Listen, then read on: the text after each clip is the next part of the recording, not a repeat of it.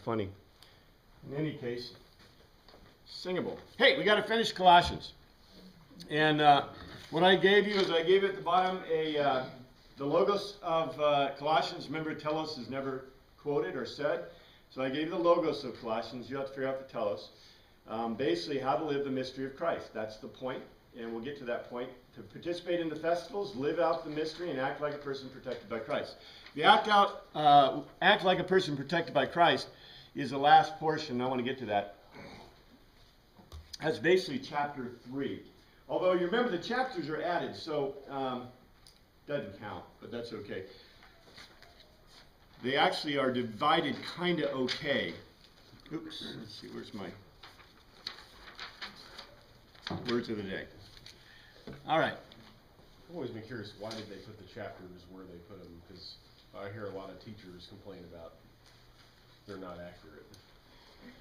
Well, the verses and chapters, the verses were added about 800 to 1,000. I have to go back and look at my notes. And the chapters, well, the chapters added before that. The chapters added about 800 to 1,000. The verses added around 1,200 or so. So the reason they did the chapters were where they thought the gross changes are. But remember, Greek documents. Do Greek documents change? Should you find gross changes in Greek documents? Well, he's adding different pieces of the argument. Right. Well, that's the point, is they really shouldn't. But luckily, Greek scholars did look at them, and you can see there's kind of a train of thought. You know, the first part of Colossians, for example, is there's no intro, but what are they obviously kind of doing there? What are they leading you to believe? There's an intro, that there's a body, 3 and 4, or 2, 3, and 4, 2 and 3, and then there's a conclusion. But there can't be in Greek literature, right? So what do you think is driving them? What language were they speaking? About 8 to 12? Probably Latin. Latin, yeah. So what are they doing? They're using their Latin thought, process, just like we do, right? So we use our English processing when we process these documents and we get them messed up. Well, the Latin guy's doing the same thing. And so what you find is somebody was trying to pick out what is the intro, what is the body conclusion. There are also some other things they did which are really screwy stuff. But they are even popular today, and that's the Christos. There's a Christos concept in which people looked at the number of words, backwards and forwards, the kind of equivalent to the Sod process, the secret thing that the Hebraic kind of thought was, and all of those have been discounted. But people did that because how do you divide up these books? If you notice how they're kind of divided kind of evenly, almost by words, especially in the Greek, they're playing those games too, and it just happens. Yes, sir? Is there a person or a group of people who take credit for putting in the chapters and verses and all that out? There is an art. And if I had that, the main versification that happened in the Old Testament was the Masoretes, the Masoretic guys who put the pointlets in. But it hadn't happened before then by Christians. Really, Christians wanted to be able to break the Old Testament into chapter pieces, which it hadn't been. So the Masoretes, to a certain degree, get a lot of credit for it, although it was done before that. And if I had my notes, I didn't prepare my notes to talk about versification and whatever, but I talked about that before. And there are specific people who kind of get credit for that. And notice the other thing that they added too, right? What's the other thing they added big time in there? Punctuation. Well, vowels, the pointless, but the punctuation, the sentences, I could argue all day that where they put the sentences there is totally incorrect and where they put the paragraphs is incorrect. Well, who's to argue? How many paragraphs marks are there? There are none, right? There's no sentences. There's no, right? As a matter of fact, you don't even find caps and, in Greek text, there's the undulates, there's the, I can't remember the name offhand, but it starts with a U. Anyway, there's text that is all caps and there's text that's all smalls. They're shouting at you. Yeah. In modern parlance, they're shouting at you, right? I don't know. Because it looked nice. Remember, what was the purpose in the ancient world for writing down stuff? It was important to help them memorize their stuff. Yeah, mnemonics. It's mnemonics. That's it. So mnemonics. They're like clip notes. Yeah. So when you write your Cliff Notes, right? And a lot of stuff is acronyms. You know, mnemonics are like acronyms, so why not do them all in caps, right? I mean, that's just the way they're thinking. And which looks better? Right? Which looks better? Whatever case is ripper. Yeah. Whatever looks better, right? And so we got to realize this. People didn't start doing this, didn't start, quote, reading books until much later. You know, and then that's when they started getting this idea, hey, wait, it might be a good idea to put some other stuff in there. Anyway, words of the day. You should know this one, M-U-S-T-E-R-I-O-N, mysterion. Boy, you can't get away from mysterion when you talk about the New Testament documents. Mac, we'll see it at the end here. You got to hit that. This is an H-U sound. Hoop. T-A-S-S-E-S-T-H-E.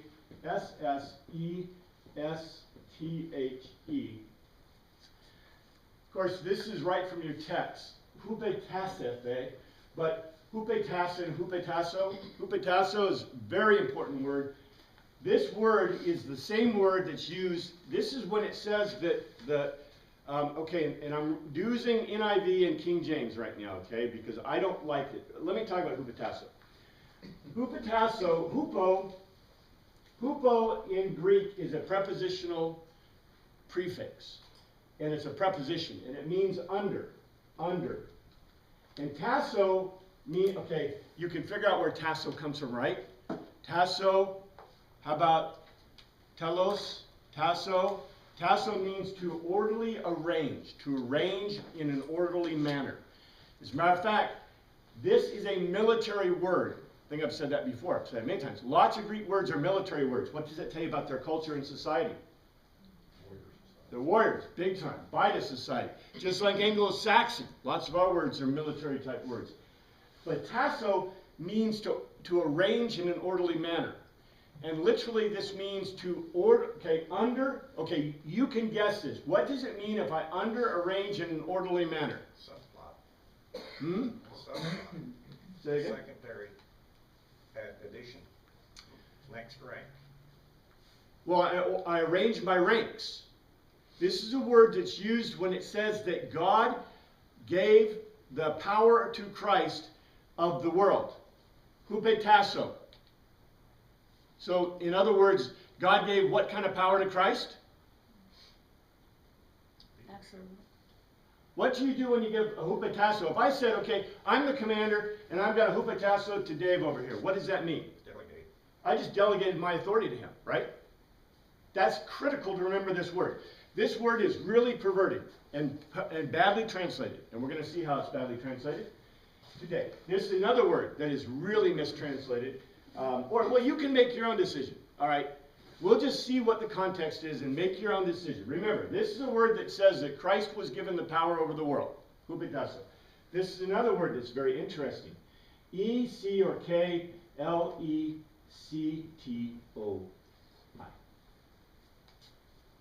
Eklektoi. Eklektoi.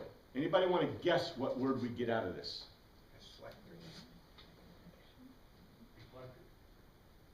Eclectic is kind of close. Remember, we do get eclectic out of this Greek word, but there's another word we get out of it. Election. Election. This is the word that's translated. Matter of fact, today in the New Testament reading, this word is there. Election. This is a word that Paul uses, Christ uses a lot. Electos, eclectos, and eclectic is also, but the word that it means is, okay, it's translated chosen or it's translated chosen or elect. Let's see what it means. How about that? Won't you like that? This is a preposition, ek, ek. Ek is a preposition that means specifically or literally out of. Remember?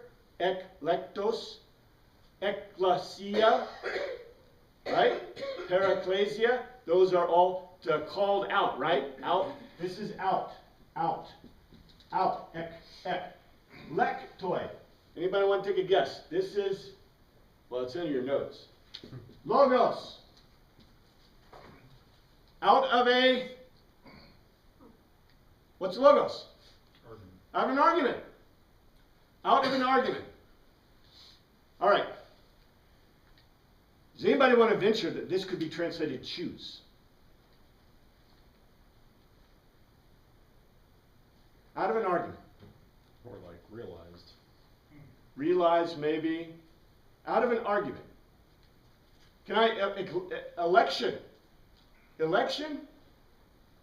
What do you do when you elect people? You use lots, right? Do you think Greeks would use this word to mean lots? Out of an argument means the opposite of lots, right? It's not fate. It's not fate that decrees it. It's not lots that decree it. It's what that decrees it. The argument. An argument. Yeah, out of an argument. I love this word. This is an incredible word.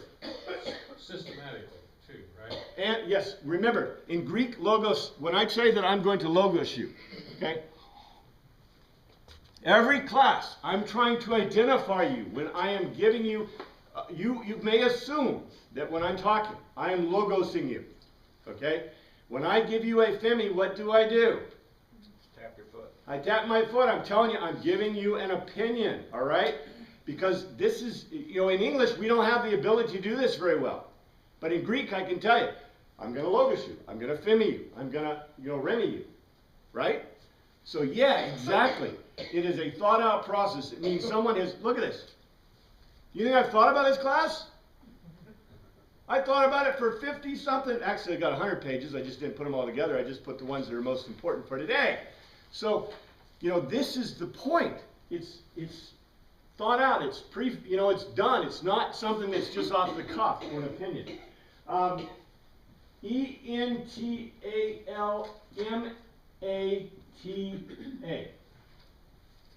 Intalmata. Intalmata. We can probably get this one too. En, again, a primary preposition prefix that means, let's see, in or at or on. In or at or on. And, want to guess this one? Telos. In telos. Literally, by a telos. By a telos. And by the way, this is translated as a religious commandment or a religious precept. And in Greek, it does imply a religious precept. Why do you think it implies religious precept in Greek? Why would a telos be in Greek a religious precept? I know this is going to blow your minds. But remember, the Greek view of the world, you've got the plenum of everything, right? And within the plenum of everything is the creation, that's the cosmos. And within the cosmos is philosophia. And within philosophia is gay, right? So the problem is this. In the Greek worldview, what is religious? Everything is religious. In the Greek worldview, philosophia is a religious concept. The cosmos is a religious concept. Remember, who do they believe motivates and moves the whole world? The gods, right? Everything is about the gods. Well, and where are the gods in that picture? Are they outside of cosmos or are they inside cosmos? That is a wonderful question. Because Paul tells us all the time that where is the God? Plenum. He is in the plenum of the universe, is the God. But where are the gods? In the cosmos.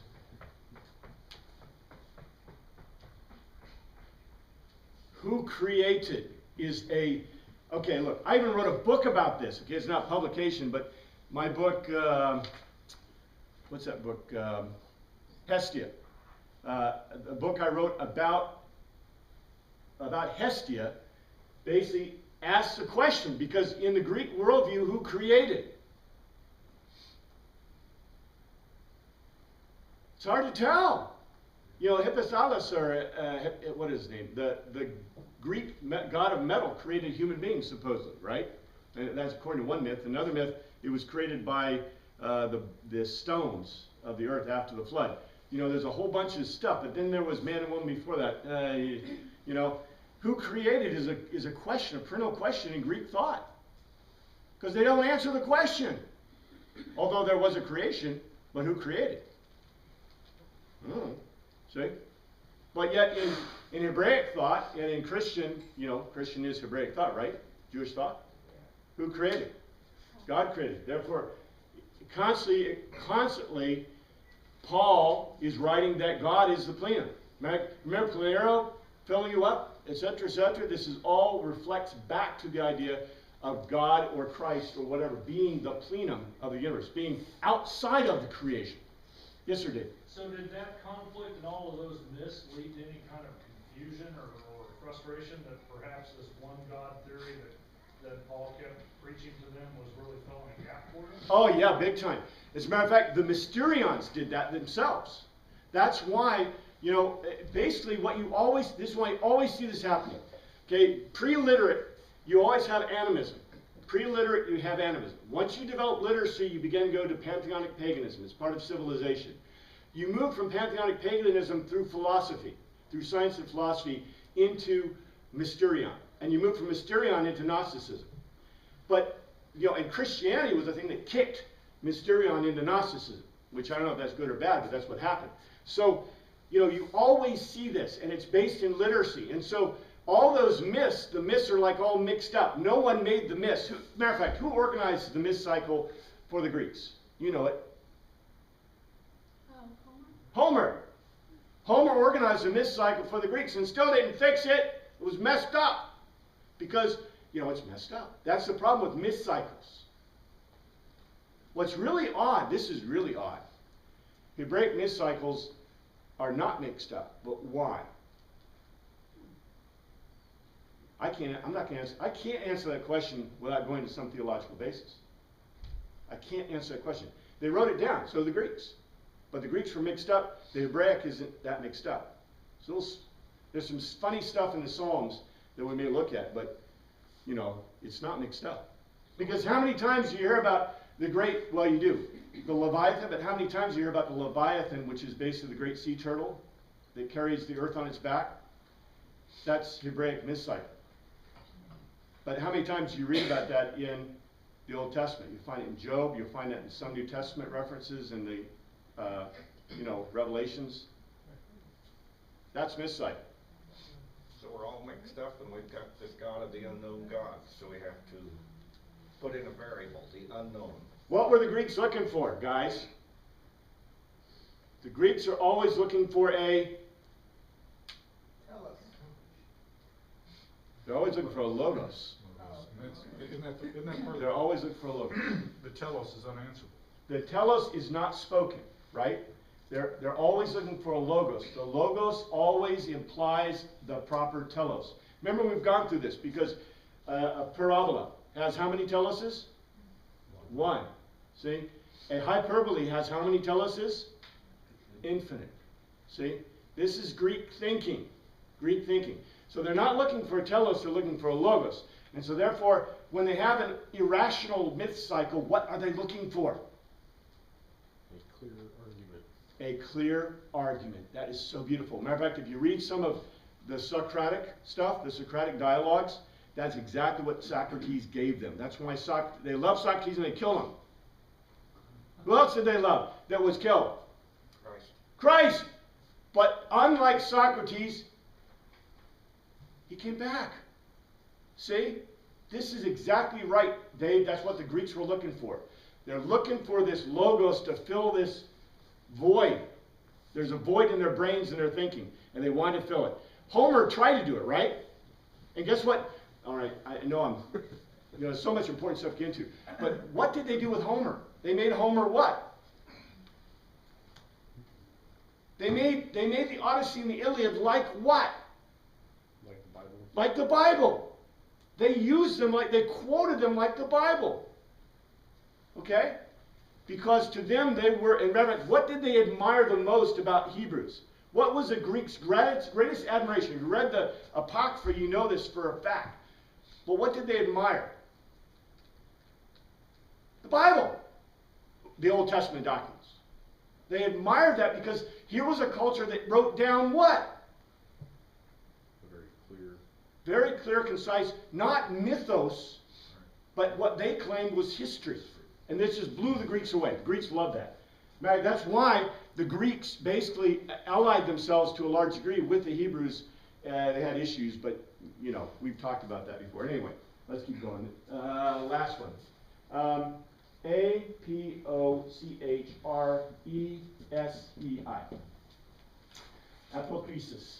Apokrisis, we could probably figure this one out too. Apo means off. It's a prefix. And keriomai. Keriomai. You can almost guess this is a beautiful word. This is the basis of charis. Charis. Right? Charis meaning grace, right? Charis. But guess what? This is really important because charis, this is a word that means to act or employ or work in a certain manner. So, kosoi means consumption, to use up. Okay, translated, it's literally to use up, the act of using. But there's much more in this word because this word, charis, okay, coming from grace, right? But this word literally in its form, in this form, means to make an oracle. To make an oracle. So it has a spiritual, it's a spiritual connotation word. So you could almost read this as consuming an oracle, but I'm going to get into this, so we need to go on. We are at the very end of chapter 2, and I'm going to not build the build-up. I'm going to just go kind of launch into it. We have the mystery of Christ. He was telling us about the mystery of Christ. I'll get my notes here. And that he was telling us how to live the mystery of Christ. And we got down to one of the very important verses here. Let me find it. Remember he said that, what was he telling him it was okay to do? The most important thing. It's okay to participate by eating meat, which was exactly the opposite of what the Acts Apostolic Council told them to do. Apostolic Council told them, do not eat meat, sacrificed to idols, and Paul just told them it was okay. And in 21 he says this, and I'm going to read it first in the NIV. It says, do not handle, do not taste, do not touch. Literally in the Greek. And this is one of the words I gave you last week. Do not haptomai. Haptomai, remember, means to attach oneself to the sacrifice. Because it comes from the word tomai, which means to put fire to the sacrifice. So when Paul says do not, okay, he's not telling them do not handle. He says you have heard it said do not handle, right? So this is he's giving the opposite. Because what anyway, this is really neat Greek. Because what he's doing is he's saying you have heard do not handle, and literally, do not touch the sacrifice. Do not eat the sacrifice. Do not taste. Literally in the Greek, that's experience, but it comes out taste. So in other words, do not taste the sacrifice. Do not handle, literally, physically touch. So what did Paul just tell them they can do? They can light the sacrifice. They can eat the sacrifice. They can handle the sacrifice. The reason this is important is because why is handling the sacrifice a critical point? Do you remember what they did in Hebraic sacrifice? What did they do? Do you remember? I bring my sacrifice to the temple. The sacrifice is standing right there. What do I do? Give it to the priest. I think you turn it over to the priest. You kill it? Before I kill it. You lay your hands on it, and you pass your sins on to the sacrifice. Bingo. It's called pressing.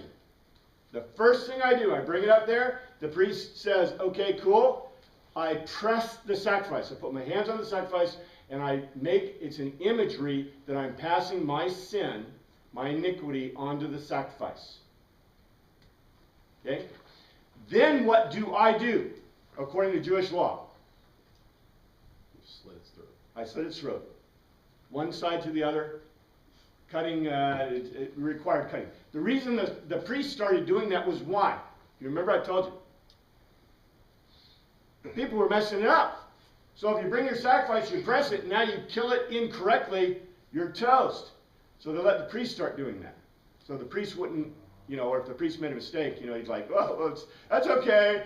God will like that anyway, even though I messed up your sacrifice. I'm so sorry. Remember, these people were poor. You spent all your money to buy the sacrifice, and now he messes it up. Oh, better than you messing it up, right?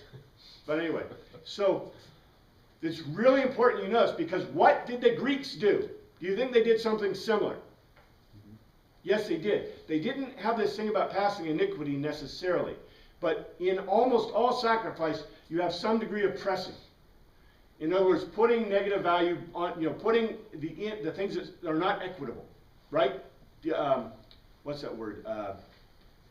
The Greek word for equity. They're appeasing their God. Righteousness. Yeah, they're appeasing God, but there's a word. The diakosune. Diakosune means equity. So, so all the things that aren't equitable in your life, you're passing on, because the Greeks have a different view of sin. And that's what Paul was teaching them. And Marek, do you think the Greeks like the idea of clarity in sin? Yes. Yes! You betcha! I mean, here's a society flailing, right? And then someone comes up with a logos and says, this is sin and this isn't. What do you think? Yeah, cool, thanks. And especially since they had a what to back it up? A logos to back it up, right? I guess I just imagine them rebelling against that concept like so many of us do.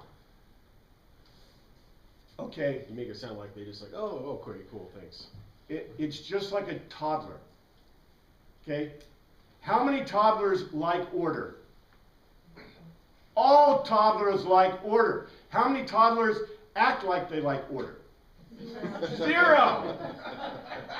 Okay? Children desire order. But yet they will tell you and they will act out all the time, right? People that are really intelligent people desire order. They may not achieve it, but they desire it. Only the most pathetic in a culture don't. And we know they're pathetic. Look at that guy who's a child molester, right? At the football thing. Pathetic person, right? Isn't that pathetic? Mm-hmm. Sick. Those people who don't want that kind of order, basically tearing down cultures and societies. And there's a small minority of those, Anyway, yeah, Matt. On the festivals, when they have lots of people coming and lots of people sacrificing, those temples must have looked like slaughterhouses. Remember, the Greeks never sacrificed where? Inside the I'm temple. talking about in Jerusalem, and the Jews. Yes. Yes. They ran red with blood. But remember, in the ancient world, this was a symbol to them that was in critical importance in their worldview. Why it is not a critical importance to us? We're hermetically sealed from blood and death and sacrifice and from animals, right? And so we become weird. You notice our culture? I mean, where all ancient cultures longed for meat because they didn't get it and they knew that they wanted it. And so the sacrifice was the penance back to the gods so that they could shed blood, right? That's the whole point. And all cultures did that. All cultures did that. But we have a culture that's hermetically sealed, see, against blood and death and whatever. So it just shows maybe it's a perversion in the modern culture, but I don't know. And anyway, so Paul says, basically, look what he says in 22. All these are destined to plethora.